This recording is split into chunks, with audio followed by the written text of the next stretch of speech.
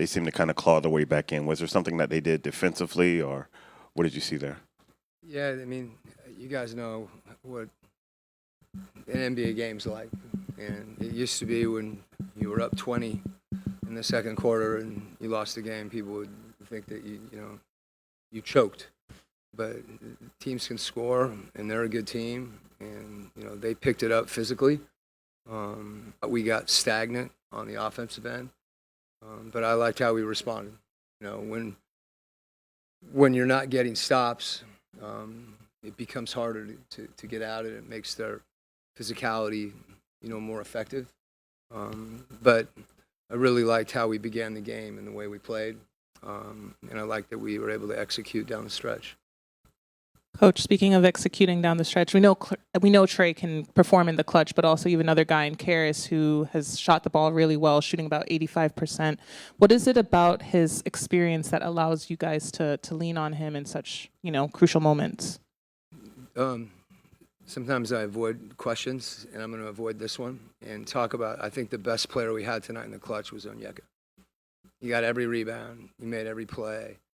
And sometimes those plays aren't as noticeable as someone who makes a bucket. But to answer your question, now, Karis, he's got the ability to create his own shot.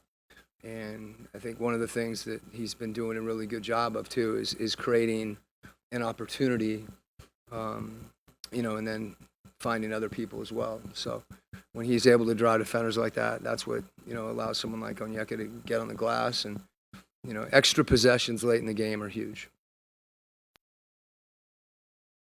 Coach, in the second quarter, you had Trey, Mann, LeVert, Clint, and Niang line up on the court for a little while, and they seem to be able to get things going offensively. How important is it for you to put Trey on the court with some of the secondary guys sometimes? That, typically the way that Trey's rotation is, at the end of the first and beginning of the second, he's in with some of those guys. And, to your point, that lineup, we've got a lot of lineups right now that are a little different. And, when those guys, I think that the big thing is, them just kind of embracing whoever's out there, in those situations. Some new guys, right, along with Trey and Clint. And I think everybody's really cognizant of doing what they can to help each other, and that's why you see some of those, those situations were effective, even if guys haven't played together. Coach, I wanted to ask about Trey's toughness and him taking that hit to the leg and then coming back. Just what have you seen as far as his maturity and just his overall toughness? Yeah, the game got really physical, and Terrence took a shot in the neck. Those things are going to happen as far as, in Trey's case, because he's aggressive offensively and he draws fouls and there's going to be contact. And, I don't want to diminish his size, but I think it's even more noteworthy that, he's able to play through contact like that, when he's not 240 pounds. Hey, Coach.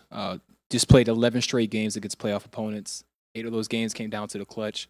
What have you seen from this team in terms of what they looked like last year in the clutch? What did you think about their performance against some stiff competition over the last couple games? Well, it's hard for me actually to judge our team over a period of time right now because we just haven't had the same team, and I'm trying to think back when that 11 games started, but I think it's good experience for us. To have to execute in tough situations, both defensively and offensively. And really what you want as much as anything is you just want to be able to compete in those moments. You're not going to be perfect, but if you compete collectively, you put yourself in a position where, you get a break or you make a play. And I do think, there's a lot of games that when we've played teams, the last time we played them, you're watching tape against when we played Indiana at Indiana, and there's 5 guys on the court that either aren't here or aren't playing right now because they're out. So that's the part of it for me that's significant in this, these last games is being in close games with guys that haven't played together before, and also haven't played in a certain system before. Says a lot about the guys in that locker room really, collectively trying to make it work. Coach, can you talk about the strides Dyson has made as a playmaker this season? Spilling on from the Olympics and carrying into this season. I think he had 4 assists tonight, but you can just tell he's looking for something. Yeah, I think it starts with his aggressiveness attacking the paint, and he's another one. I've mentioned it about Zach, but every day he's putting in work, driving into the lane, spinning off people, passing the ball, respacing, shooting his floater, using shot fakes, all those things that you have to do to be efficient when you get in the paint. So not only is he getting in there, but his efficiency when he gets in there, is really improved, and that's a function of the time he's putting in. Coach, Mo had a few nice blocks tonight. I guess, what have you seen from him defensively over the past few games?